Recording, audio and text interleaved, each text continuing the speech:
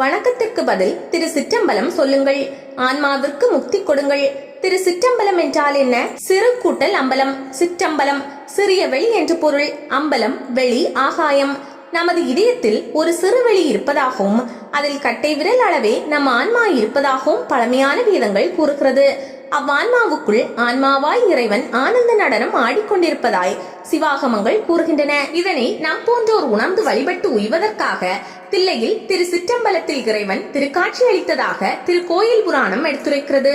அதாவது நாம் தான் அதுவே நாம் என்பதை உணர்த்துவதற்கே இந்த ஆனந்த திருநடனம். அதாவது மனிதனின் அகம் ஒரு கோயில், உள்ளம் பெருங்கோயில், ஊனுடம்பு ஆலயம். திரு சிற்றம்பலம் என்றால் நம்முள் இருக்கும் ஆன்மாதான். பொதுவே தில்லையை சுற்றி வசிக்கும் மக்களும் சீவனே சிவம் என்று உணர்ந்த ஆன்மீக பெருமக்களும் ஒருவருக்கொருவர் பார்க்கும் போதும் பேசும் போதும் தொடக்கத்திலும் முடிவிலும் இரு கை கூப்பி திரு சிற்றம்பலம் என்று கூறுவர். அதற்கு எதிர்ப்புறம் உள்ளவர் தில்லையம்பலம் என்று பதில் வணக்கம் கூறுவர்.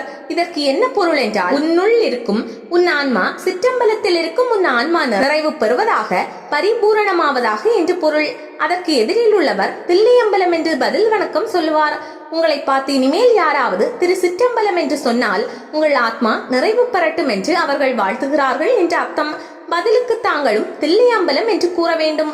கூறுவதோடு நில்லாமல் தில்லை அம்பலத்தில் உள்ள ஆனந்த கூத்தனை மனதால் தரிசிக்க வேண்டும். உருவத்திலிருந்து அருவமாக உன் ஆன்மா கரைய வேண்டும் என்றால் தில்லைக்கு போக முக்தி. இதனை உணர்த்தவே திரு சிற்றம்பலத்தில் நடராஜ பெருமான் மனித ரூபத்தில் ஆனந்த கூத்தாடுகிறான். நடராச பெருமானின் விமான கூரையில் 21,600 பொன் ஏடுகளை 72,000 ஆணிகளால் அடித்து பொருத்தி இருக்கிறார்கள். மனிதன் நாள்தோறும் 21,000 தடவை மூச்சு விடுவதையும் அவன் உடலில் 72,000 நரம்புகள் உள்ளதையும் குறிக்கவே அப்படி செய்திருக்கிறார்கள். மனித உடலும் கோவில்தான் என்பதை உணர்த்துவதே சிதம்பர ரகசியம். சிதம்பர ரகசியம் என்றால் வேறு ஒன்றுமில்லை, எல்லாம் மனக்கண்ணால் பார்க்க வேண்டியது. திரை ரகசியம். திரை விலகினால் ஒளி தெரியும், மாயை விலகினால் ஞானம் பிறக்கும்.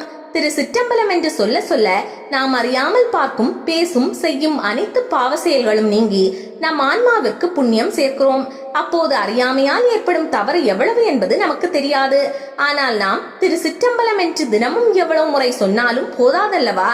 மேலும் திரு சிற்றம்பலத்தை தரிசிக்க வாய்ப்பு கிடைக்காமலும் உணராமலும் பலர் வாழ்வு முடிந்து விடுகிறது. ஆனால் திரு சிற்றம்பலம் என்று சொல்லி சொல்லியாவது அடுத்த பிறவியிலாவது சிவகதி அடைய வேண்டும் என்பதற்காக ஒரு மறைமுக குறியீடு வார்த்தையாக இதை இறைவனே திரு சிற்றம்பலமுடையான் என்று தன் பெயரை குறிப்பிட்டான்.